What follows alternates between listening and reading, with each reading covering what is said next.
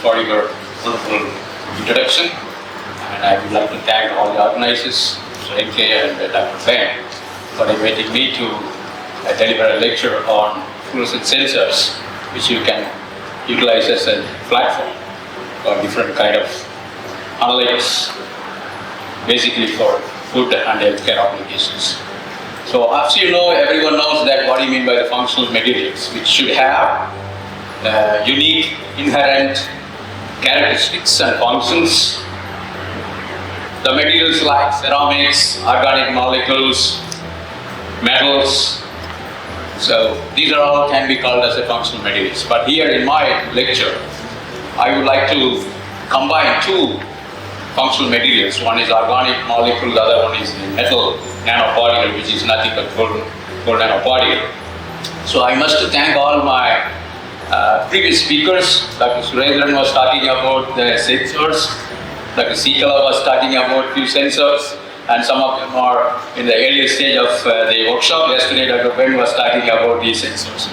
But during the tea break, I was discussing with him regarding the sensors. He said that he would like to do some fluorescent sensors by using the materials, combining the organic materials. So I would like to go one by one. What would be the next title which I am going to discuss? This is the idea of my presentation. I just want to give the why I am motivated to give a talk on this topic, and also why I am motivated to work on this topic.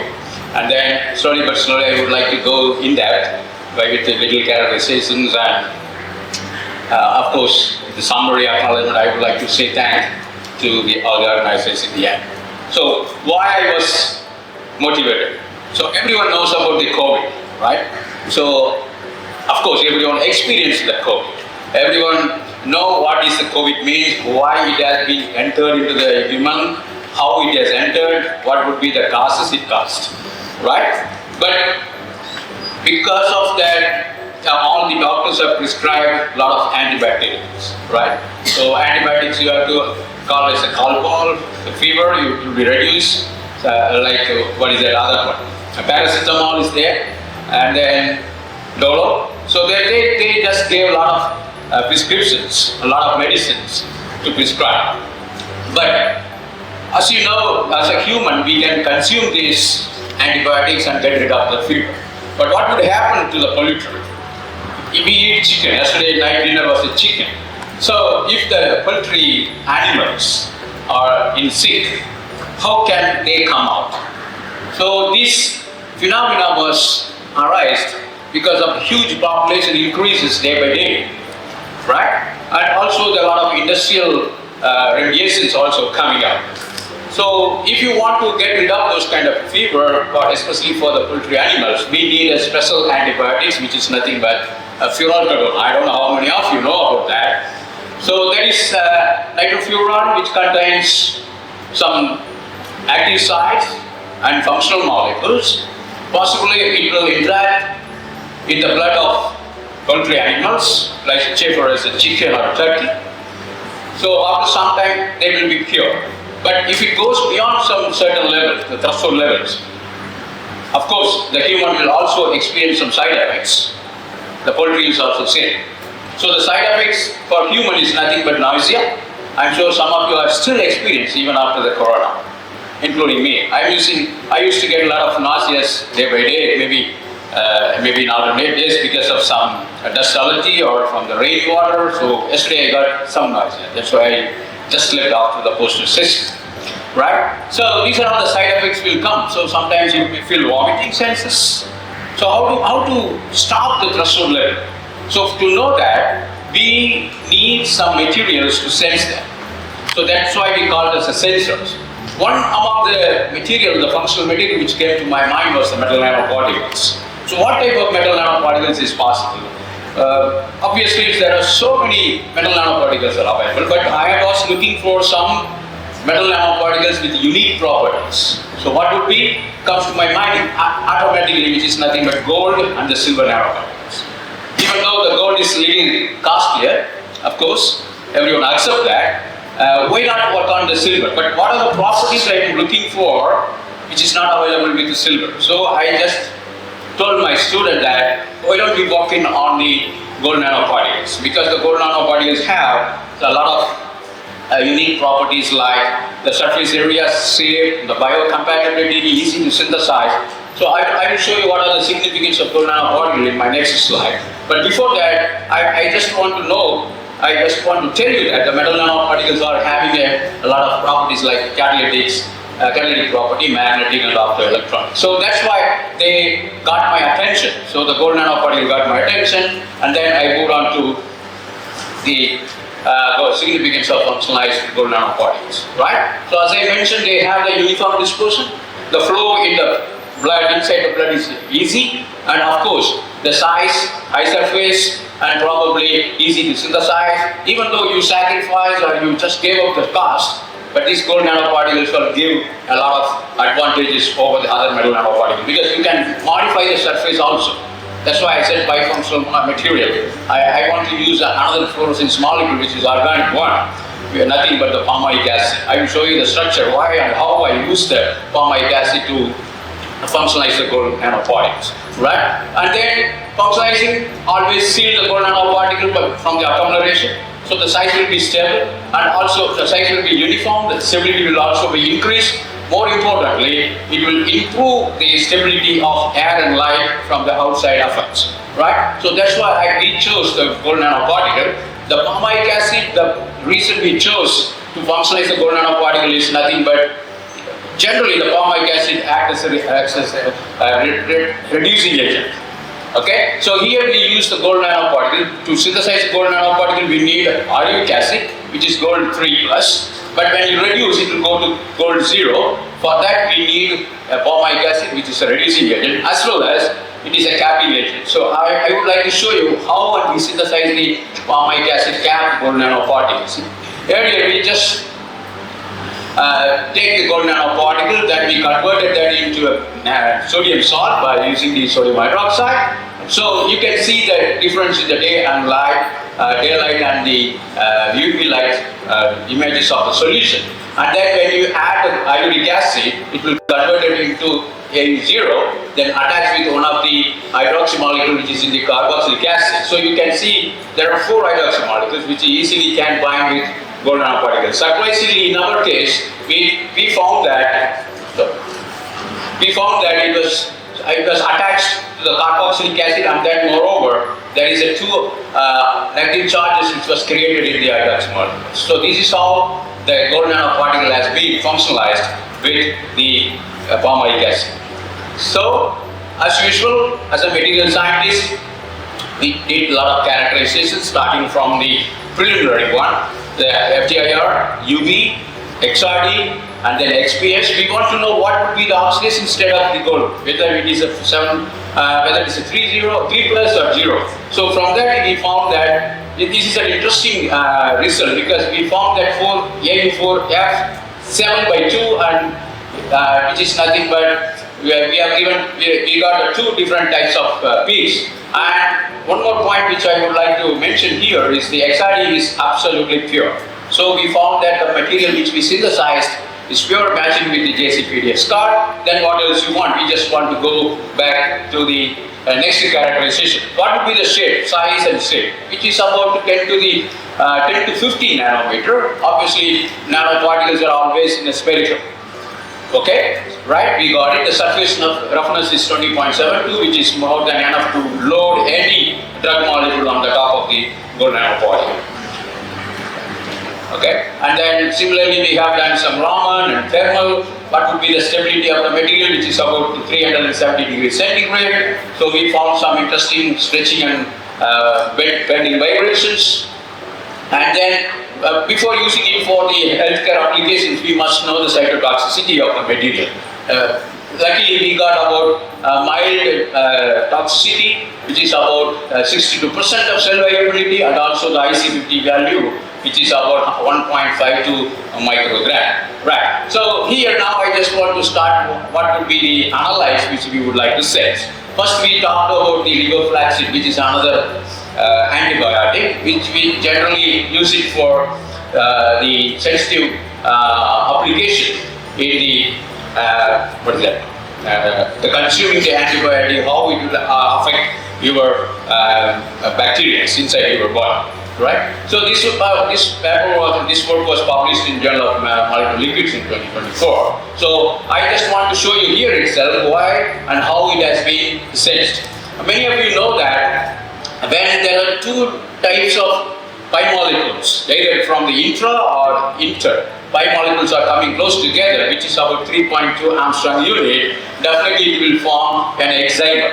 So in the fluorescence itself, you can come to know whether the molecule has formed the hexamer or not. If you have seen the hexamer, you can easily say that the mechanism which is under this material is hexamer formation. Let me show again. I just want to show you what would be the characterization. Similarly, the selectivity was tested as a material scientist for sensing applications. We tested the selectivity. As you can see, the levofloxacin antibody has given an hexamer with the gold nanoparticle, and then we checked the sensitivity studies.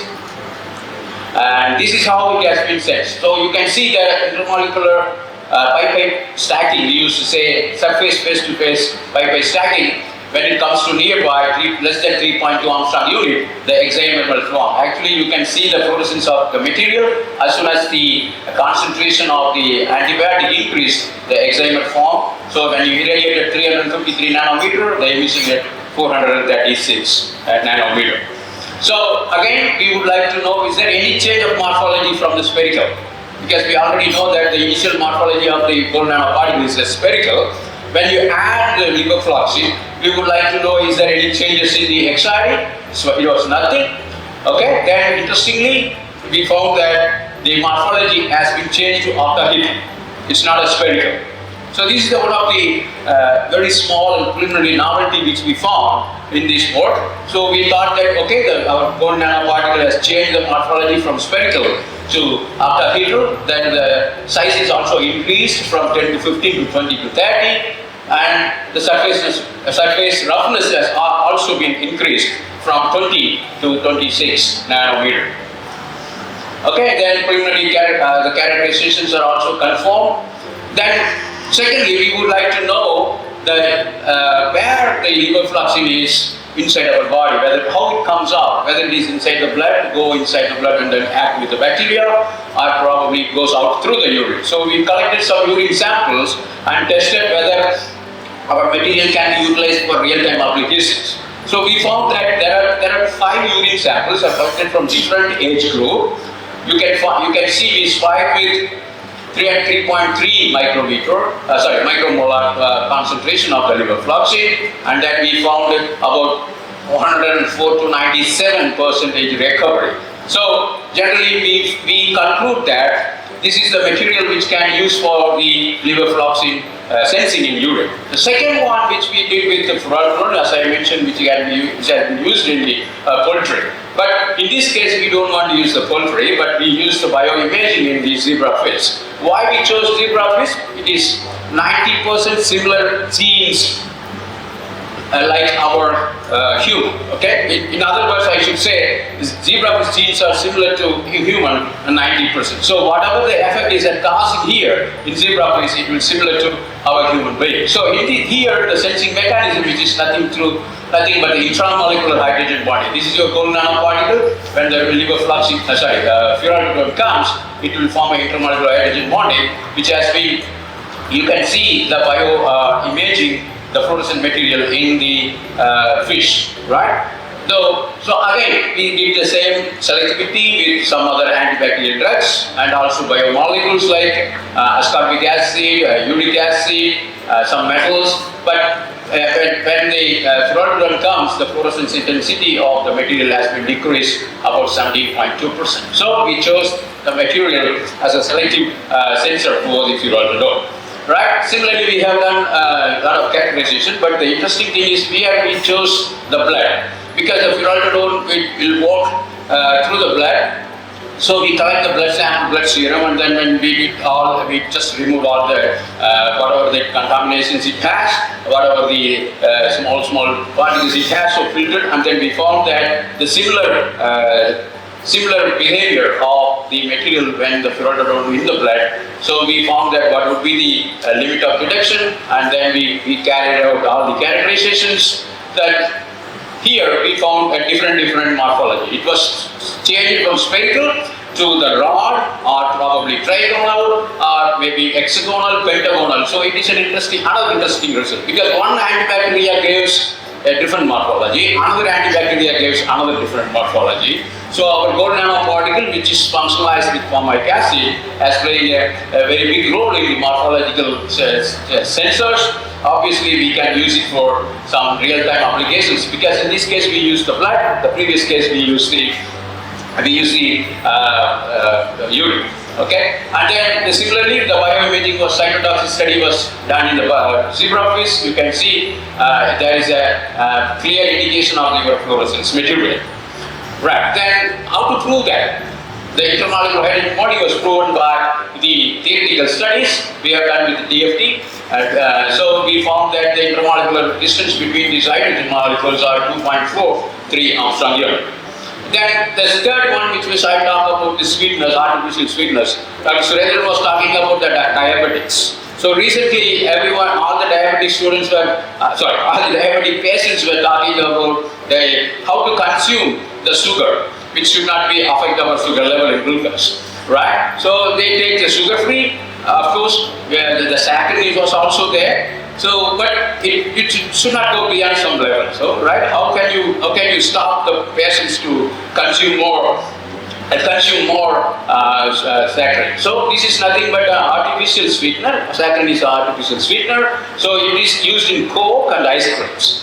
But you never know how many Cokes, how many ice creams you have consumed per a month or per a day, per a week.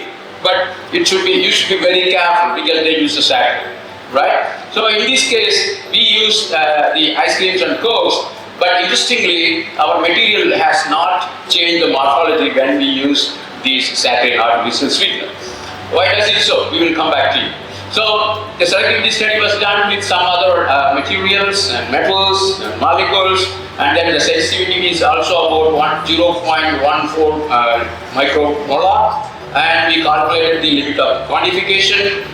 And then this is the mechanism which sends the saccharin. You can see the gold nanoparticles in the 353 nanometer excitation, it gets emitted at 436. And when the saccharin comes, it has formed the intermolecular hydrogen bonding again. But remember, this is non-fluorescent. This is a fluorescent, this is non-fluorescent. Automatically, the fluorescence will be reduced. And again, routinely we have done 2 minutes. Again, we have done the characterizations. There is no change in the morphology, and the roughness is also been, the spherical is been maintained. The size is 10 to the 15 nanometer. And then we have done in soft drinks and ice creams. We found some of the interesting. So automatically, from this result, we conclude that these ice creams and soft drinks are already being incubated, are already being added the saccharin. Right? And then this is the final one, which was published in Journal of Medical Chemistry recently. So the gold nanoparticle was used for bacterial interaction, protein denaturation, and then acute toxicity and gene expression. So this is how we have done all these experiments, and I just want to give you some of the clips of the results. So gene expression with real-time PCR method, and then the toxicology studies with this spray Dowley rats. And then we want to know whether is there any side effects, the inflammation is there or inflammation is there. So we have done some macrophages, which was nothing. All the kidneys and liver and the heart, all are quite safe after the experiment. So if you ask me to conclude my talk, I would like to say that the formic acid capped gold nanoparticle is bifunctionalized material which has been synthesized very easily, and also it has been used for the detection of antibiotics and the saccharin, which is artificial sweetener. The bioimaging of zebrafish also elaborates this application in biological. The DFT studies are also being supportive. And finally, I just want to say that this material can be used for more biological applications, but it's still going on. I didn't give it here. What are the applications we are doing? So I would like to acknowledge my collaborators, starting from Professor Sabu Thomas to Dr.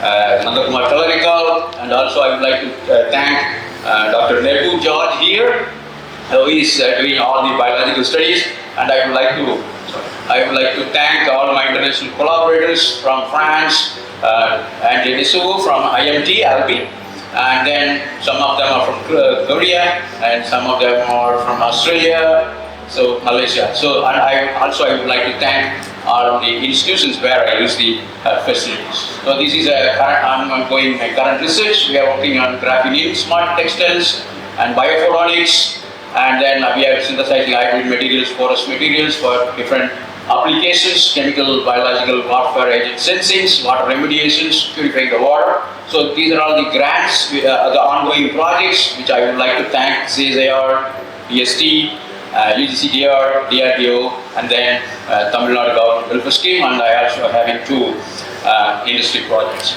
So this is a short biography about me. So if you would like to have a collaboration, please write to me. Recently, I just made a patent here. So totally, I have 140 publications. I think you have mentioned 72, which is about 10 years old. I think. I'm sorry for that. To correcting you. I'm sorry. To correcting you, because I have 140 publications right now. These are all my Scopus achievements. Okay. So recent publications, I have authored 3 textbooks with Professor Sabut Thomas, and then this is my history of my career. So I would like to thank again the organizers. Please feel free to write to me if you need my collaborations. I also need your collaboration. Thank you very much. Thank you very much. Thank you for this very nice, interesting talk. I was wondering how you succeed to get some negative charge on your ligand you showed at the very beginning of the presentation. Yeah, you're right. So, thanks for your question, because when you add a sodium hydroxide, so that sodium plus will go off as a sodium chloride because you have the HCl, and then the O minus charge will reflect you in when you do the analysis of zeta potential. So you deprotonate your... Yeah, I deprotonate it, and then I make sure that O minus is ready to capture all the incoming analytes. Okay. So that O minus is very important to make the analyte detection, because whatever, you never know what analyte you are going to use. So far I have used 2 antibacterial and 1 artificial sweetener. But still the other studies are going on. But fortunately we got a negative charge, which is good for only the analyte which is having a positive charge on the top. So when we do the zeta potential analysis, we got some negative charges is about 26.2 electron volt. But there are a lot of negative charges. Negative charges on the carboxylic acid also. Of course, yes. We have a lot of carboxylic acid, but you have to get rid of as much as possible. So if you are lucky, it will stay 2 or 3 or 4. That will be more than enough to sense a lot of analytes. Okay. So we got it. That's why I said this bifunctional material is very lucky to have. So I will looking to make it into the bed. Okay. Yeah, thanks. Did I convince you on your question? Yes. Thanks. Thank you.